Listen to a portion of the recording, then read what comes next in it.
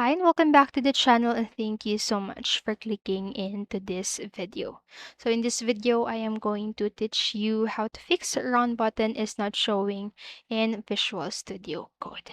So make sure that you stay until the very end of this video so you don't miss any important step or information. And without further ado, let's get on that. So the first step that you need to do if you're having this issue is to click onto the extensions in the left sidebar, and you can also open the extensions menu by pressing Ctrl Shift X on or this is if you're using Windows or Linux devices, and if you're using Mac OS, press the Command Shift X on your keyboard. And after that, just simply type Code Runner on this part right here. After doing so, click onto the Install button. Just make sure to install the correct code runner extension as shown in the code, and once you install the extension, open a file and click the run button to run it. So this is the run button.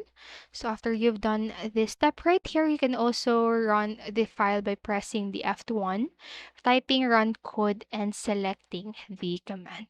So you can also use a keyboard shortcut to run the file. So again, for the Windows or Linux devices, press the Control Alt N on your keyboard, and for Mac OS, press the Command Option N. And if you hide the Run button by mistake, right click onto the three dots right here icon at the top right corner and simply select Run Code.